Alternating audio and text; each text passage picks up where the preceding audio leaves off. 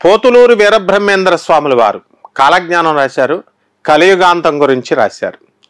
ఆ తర్వాత మన వంగా బాబా, ఈమె బల్గేరియన్ దేశస్థురాలు, ఒటావో యుగస్లావియా దేశ సిటిజన్షిప్ ఉన్నటువంటి ఈమె, బల్గేరియా దేశంలో సిటిజన్షిప్ ఉన్న ఈమె ఒక అంధురాలు.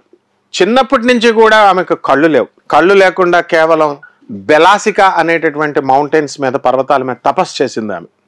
తపస్సు చేసి 9/11 2009లో ముంబైలో అటాక్ గురించి ముందే చెప్పింది తాజ్మహల్ హోటల్లో. 9/11 2011లో Osama bin Laden White House, అమెరికాకి చాలా ప్రతిష్టాత్మకమైనటువంటి వైట్ హౌస్ని గుద్దేసినటువంటి విమానాన్ని ఈ అటాక్ జరుగుతుందని ముందే చెప్పింది ఆమె. అలాగే ప్రపంచ సుందరి అయినటువంటి ప్రిన్సెస్ డయానా, ఆమె మరణం గురించి కూడా ముందే హెచ్చరించింది. తర్వాత World War I, World War IIలో సుప్రీంగా ఉన్నటువంటి చైనా పతనమైపోయింది మనం చూస్తుండగా. మళ్ళీ రైజ్ ఆఫ్ చైనా, మళ్ళీ రైజ్ అయిపోతుంది చైనా అని చెప్పింది, ప్రెడిక్ట్ చేసింది వంగా బాబా. ఆమె కళ్ళు లేవు అది. తర్వాత మరి నాస్ట్రడామస్, ఈయన ఫ్రాన్స్కి చెందినటువంటి ఒక జ్యోతిషవేత్త, ఒక డాక్టర్, ఒక తపస్వి, సీర్, ఒక ఋషి. మరి వీళ్ళు ముగ్గురు చెప్పింది ఒకటే జరుగుతోంది. ఏం చెప్పారు అసలు వీళ్ళు? కలియుగ ధర్మాలు మారిపోతాయి అన్నారు. ఎప్పటి నుంచి? 2025 సంవత్సరం నుంచి. ఎలా మారుతాయి? 2025 సంవత్సరంలో షష్టగ్రహ కూటమి వస్తుందన్నారు, వచ్చింది. బుధుడు, శుక్రుడు, రాహువు, శని, ఆ తర్వాత ఈ యొక్క రవి, 5 గ్రహాలు మీనరాశిలో ఉండి కేతువు కన్యా రాశిలో వచ్చిన తర్వాత మనకి షష్టగ్రహ కూటమి వచ్చింది. అక్కడి నుంచి మనకి అన్ని ప్రాబ్లమ్స్ వస్తాయన్నారు. కేవలం ఒక 2 రోజుల ముందే మనకి మొట్టమొదటి భూకంపం మయనార్, ఈ థాయిలాండ్ బ్యాంకాక్లో అర్త్క్వేక్స్ రావడం జరిగింది. ఆ తర్వాత మళ్ళీ రెండవది మా స్పిరిచువల్ వ్యాలీ, స్పిరిచువల్ హబ్ అయినటువంటి ఆధ్యాత్మిక కేంద్రంలో మంటలు అంటుకోవడం, ఫారెస్ట్ కాలిపోవడం. అదేంటనుకుంటున్నారు? మౌంట్ ఆబూ రాజస్థాన్లో బ్రహ్మకుమారిస్ హెడ్ క్వార్టర్స్ అది. అటువంటి హెడ్ క్వార్టర్స్లో నిత్యము దైవనామ స్మరణే. అలాగే గురుదేవుడైనటువంటి దత్తాత్రేయ స్వాముల వారు పైన గిరిశిఖరం అని ఉంటుంది, ఆ పైన ఆ గిరిశిఖరం ఉండగా అటువంటి స్పిరిచువల్ ప్లేస్లో మౌంట్ ఆబూ పర్వతాలు కాలిపోయినాయి, ఫారెస్ట్ కాలిపోయింది. ఇది రెండో అగ్ని ప్రమాదం. మూడవది మనకి ట్రెమర్స్ హైదరాబాద్లో వచ్చినాయి. అదేవిధంగా పాకిస్తాన్లో ఇస్లామాబాద్లో, ఇలా అనేక రకాలైనటువంటి earth quakes, natural calamities, natural disasters ఇవన్నీ కూడా వచ్చినాయి, వరుసలో వచ్చినాయి. చెప్పింది వంగా బాబా చెప్పింది, నాస్ట్రడామస్ చెప్పాడు, గురుదేవులైనటువంటి పోతులూరి వీరబ్రహ్మేంద్ర స్వాముల వారు చెప్పారు. ఈ 2025లో ఎర్త్ క్వేక్స్ వస్తాయన్నారు, వచ్చినాయి. రెండవది యుద్ధాలు వస్తాయన్నారు. దేన్ని బేస్ చేసుకొని చెప్పారు? మన శని మీనరాశిలోకి వచ్చినప్పుడు వీరబ్రహ్మేంద్ర స్వాముల వారు చెప్పారు ఏమని? యుద్ధాలు జరుగుతాయి, న్యాచురల్ కెలామిటీస్ జరుగుతాయి, మానవత్వపు విలువలు మంటగలుస్తాయన్నారు. అల్లుడితో లేచిపోయింది ఉత్తరప్రదేశ్లో ఒక అత్తగారు. ఇవన్నీ న్యాచురల్ కెలామిటీస్ కాదా? అఘోరి, మరి ఆమె ఏకంగా అక్కడ మగవాడికే అమ్మాయిలు పడట్లేదనేటటువంటి కాలంలో వాడు ట్రాన్స్జెండర్ అయి ఉండి వాడు అఘోరి అంటే స్నానం చేయట్లేదు, విభూతి రాసుకుంటారు బూడిద అని అంటే, ఆ బూడిదను కూడా రాసేసుకొని జనాలు ఇలాగా తీసుకొని రాసేసుకొని నోట్లో వేసుకున్నటువంటి మూఢభక్తులు కరీంనగర్ మిగతా ప్రాంతాల్లో ఉన్నాయి. అతన్ని పెద్ద అఘోరిగా భావించేసి చేతబళ్ళు చేసేసాడు, వశీకరణాలు చేసేసాడు, బొంగు చేశాడు. ఏమీ చేయలేదు, ఏమీ లేదని మనం చెప్తున్నా సరే మన ఛానల్లో చేతబళ్ళు వశీకరణాలు చేసేసి తీసుకెళ్ళిపోయాడు అన్నాడు. ఏమీ లేదు, లాస్ట్ కటకటాలు పాలయ్యాడు. పోలీసులు కూడా భయపడ్డారన్నారు, జడ్జిలు, లాయర్లు భయపడ్డారన్నారు. ఎవ్వరూ భయపడరు, తీసుకొచ్చి లోన్ వేసేస్తారు. సరైన సమయం కోసం వెయిట్ చేస్తున్నాం, వెయిట్ చేశారు, వేసేసారు. సో ఒక ట్రాన్స్జెండర్ అయి ఉండి మగవాడి మీద ఎఫెక్షన్ ఉంటుంది ఎవరికైనా సరే, ట్రాన్స్జెండర్స్ జనరల్గా చూస్తే. ఈ వీడిది విచిత్రం అనమాట. ఈ ఆడవాళ్ళ మీద ఉండడం, వాళ్ళని లేపుకొని వెళ్ళిపోవడం, ఇదే కలియుగాంతంలో జరగబోయేదని బ్రహ్మం గారు చెప్పారు. ఏమని చెప్పారు?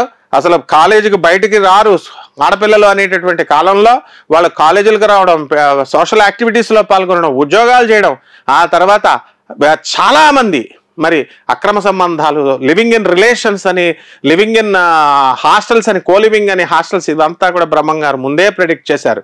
మానవత్వపు విలువలు పతనమవుతాయి అని. అది 2025తో ప్రారంభం అవుతుంది. కలియుగాంతానికి మొదలవుతుంది. శని మీనరాశిలోకి వస్తుందన్నారు, మీనరాశిలోకి వచ్చేసింది, జరుగుతోంది. ఆ తర్వాత ఏం చెప్పారు? యుద్ధాలు జరుగుతాయి అన్నారు 2025లో శని మీనరాశిలోకి వచ్చినప్పుడు. పాకిస్తాన్ ఒక పిరికి దేశం, పిరికి వాళ్ళైనటువంటి ఆ పాకిస్తాన్ తీవ్రవాదులు మరి అమాయకులైనటువంటి భారతీయ యాత్రికుల మీద చూపించారు కాశ్మీర్ లోయలోని పహల్గాం గ్రామంలో. మరి అతి కిరాతకంగా మరి 6గురినో ఎంతమందినో 26 మందిని చంపేశారు అంటున్నారు. మరి ఈ విధంగా ఇవంతా ఎందుకు జరుగుతోంది? దాని తర్వాత మోడీ గారు వెంటనే సింధు వాటర్ని కట్ చేసేయడం, దెబ్బతో పాకిస్తాన్కి దిమ్మ తిరిగిపోవడం, మళ్ళీ ఆ పాకిస్తాన్ ప్రధానమంత్రి దగ్గర నుంచి, ఆర్మీ చీఫ్ దగ్గర నుంచి వాళ్ళంతా కూడా కాళ్ళబేరానికి రావాల్సినటువంటి పరిస్థితులు వస్తాయని బ్రహ్మం గారు చెప్పారు. అసలే రైతు ఉద్యమం తీవ్రంగా ఉంది. బలోచిస్తాన్ని బెడగొట్టేసేయాలని పాకిస్తాన్ నుంచి వాళ్ళు రైతులంతా కూడా ఒక పక్క ఉద్యమం చేస్తుంటే, సింధు వాటర్ని మన నరేంద్ర మోడీ గారు చాలా చాకచక్యంగా చాణక్య నీతిలో ఆయన బందీ చేసేయడం, ఆ తర్వాత దెబ్బతో దిమ్మ తిరిగిపోవడం పాకిస్తాన్ ఆర్మీ చీఫ్కి, తర్వాత ప్రధానికి, ఇవన్నీ కూడా వరుసలో జరిగినాయి. ఇప్పుడు యువకులైనటువంటి పాకిస్తాన్ యువకులు రోడ్ల మీదకి వచ్చారు, పోలీస్ జీపులను పడగొడుతున్నారు, రాళ్లు రువ్వుతున్నారు, ఆస్తుల్ని ధ్వంసం చేస్తున్నారు, గవర్నమెంట్ ఆస్తుల్ని. మరి ఈ విధంగా రైతులు కూడా ఉద్యమం తీవ్రతరమైంది. అంతర్యుద్ధాలతో పాకిస్తాన్ అంతా కూడా అట్టుడిగిపోతుంది. ఇక పాకిస్తాన్ పరిస్థితి ఏంటి? పాకిస్తాన్కి వేరే దారి లేదు, ఒక్క నరేంద్ర మోడీ కాళ్ళు పట్టుకోవడం తప్ప. కాబట్టి ఇవన్నీ కూడా ముందే మనకి ఈ యుద్ధాలు జరుగుతాయి అని చెప్పేసి నాస్ట్రడామస్, మరి వంగా బాబా, ఆ తర్వాత మన గురుదేవులైనటువంటి పోతులూరి వీరబ్రహ్మేంద్ర స్వాముల వారు ముందే ప్రెడిక్ట్ చేశారు. అలాగే మనకి యూరప్ ఖండం, మరి అదంతా కూడా అది సెంట్రల్ ఫిగర్ అవుతుంది ఈ యుద్ధాలకి అన్నారు. యూరప్లో ఉన్నటువంటి ఈ యొక్క ప్రజలంతా కూడా ఎక్కువ మంది శాతం నాశనమైపోతారు, కాంటినెంట్కి జనభారం తగ్గుతుంది అని చెప్పారు. అలాగే కలియుగాంతానికి నాంది ఈ 2025వ సంవత్సరం వస్తుందని చెప్పారు. మేషరాశిలోకి శని వచ్చినప్పుడు తీవ్రమైనటువంటి రోగాలు వస్తాయన్నారు. మేషరాశిలోకి నుంచి ఆ శని మరి 2027న్నర సంవత్సరంలో వస్తుంది. ఆ తర్వాత అక్కడి నుంచి మేషరాశి నుంచి వృషభ రాశిలోకి వచ్చినప్పుడు ప్రబలమైనటువంటి రోగాలతో పాటు మనకి ఈ యొక్క కరోనా లాంటి వైరస్లు, ఇంకా చాలా వైరస్లు మ్యూటేషన్స్ చెందినాయి. ఇప్పుడు కరోనా ఇంకా ఏం తగ్గలేదు, వేరే వైరస్ల లాగా మ్యూటేషన్స్ మార్పులు జరుగుతున్నాయి. కాబట్టి అప్పుడు గుట్టలుగా శవాలు లేస్తాయి అని చెప్పారు. దీనికి బాధపడాల్సినటువంటి పని లేదు, జరగబోయేది 1/4 ఆఫ్ ద పబ్లిక్ తుడిచిపెట్టుకుపోతుంది అన్నారు. ధర్మ మార్గంలో ఉండండి అని ప్రత్యామ్నాయం ఇచ్చారు. ఆ తర్వాత మళ్ళీ ఆ యొక్క శని మనకి మిథున రాశికి వచ్చినప్పుడు యమదూతలు నాట్యం చేస్తారు, కరాళ నృత్యాలు చేస్తారన్నారు.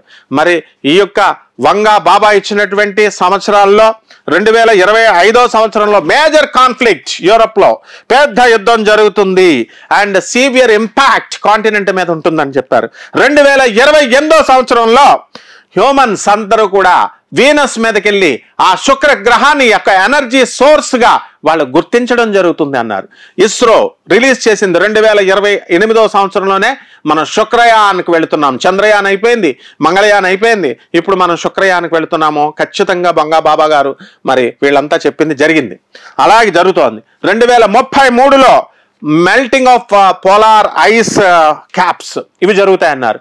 మొన్న మన సునీత విలియమ్స్ గారు, బుచ్ విల్మోర్ గారు అంతరిక్షానికి వెళ్ళినప్పుడు స్పేస్లోకి అక్కడి నుంచి ఫోటోలు తీస్తే మనకి నార్త్ పోల్ సౌత్ పోల్లో మనకు పగుళ్ళు ఉన్నాయి, ఐస్ పగుళ్ళు. దీన్ని బట్టి ఇదంతా కూడా అచానక్ ఎప్పుడో ఒకసారి సడన్గా ఇదంతా కలిసిపోయి మొత్తము సముద్ర లెవెల్స్ అన్నీ కూడా పెరుగుతాయి అని చెప్పారు.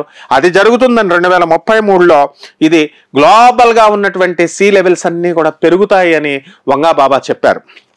అలాగే 2076లో కమ్యూనిజం మొత్తం ఇతర దేశాలు అన్ని దేశాలకి వ్యాపిస్తుంది అని చెప్పారు. 2130కి ఈ హ్యుమానిటీ మానవులంతా కూడా ఎక్స్ట్రా టెరెస్ట్రియల్ లైఫ్ తో కనెక్షన్స్ పెట్టుకుంటారంటే అలియన్స్ అని వేరే గ్రహాంతర వాసులను అంటున్నాం కదా, ఆ గ్రహాంతర వాసులతో మనము అనుసంధానం జరుగుద్ది. మనం మాట్లాడటము, వాళ్ళ దేశాలకు మనం వెళ్ళడం, వాళ్ళు మన దగ్గరికి రావడం. ఇప్పుడు ఆల్రెడీ ఏలియన్స్ అనే వాళ్ళు కంపల్సరీ వేరే గ్రహాంతర వాసులు యుఎస్ఏలో వస్తున్నారు. అది రహస్యంగా యుఎస్ఏ డిఫెన్స్ అనేటటువంటిది, గవర్నమెంట్ అనేటటువంటిది దాచి ఉంచారు. ఇది సైంటిస్టులు అందరికీ తెలుసు. సో అటువంటి ఫ్లయింగ్ సాసర్స్ అవన్నీ కూడా ఇతర గ్రహాల నుంచి వస్తూ దిగుతూ వెళ్తూ ఉన్నాయి. ఇది అత్యంత రహస్యంగా యుఎస్ఏ మెయింటైన్ చేస్తుంది. అలాగే 2130లో హ్యుమానిటీ ఏం చేస్తుందంటే ఈ ఎలియన్స్ తో సంబంధాలు పెట్టుకుంటుంది. 2170లో కంపల్సరీ క్షామం వచ్చేస్తుంది, డ్రాట్.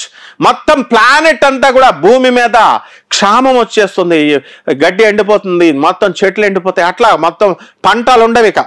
ఇక 3005కు వచ్చేసరికి ఎర్త్ ఒక వార్ వచ్చేస్తుంది. That is Martian civilization. Sindhu నాగరికత అన్నారు కదా, ఆ సింధు నాగరికత తుడిచిపెట్టుకుపోతుందట. మార్షియన్ సివిలైజేషన్ వస్తుంది. అలాగే 3797 సంవత్సరంలో భూమిని వదిలేసి మానవుడు బయటికి వెళ్ళిపోవాల్సిన పరిస్థితులు వస్తాయి. The humans will be forced to leave the earth as the earth becomes uninhabitable అని చెప్పాడు. అందువలన మొత్తం నీరు ఎండిపోతుంది, ఆక్సిజన్ ఎండిపోతుంది, ఆక్సిజన్ ఉండదు, నీరు ఉండదు, ఏది ఉండదు. నివాసయోగ్యంగా మనిషికి కావలసినటువంటి పంచభూతాలు ఉండవు, ఇక గాలి, నీరు, వాటర్ ఇవన్నీ కూడా.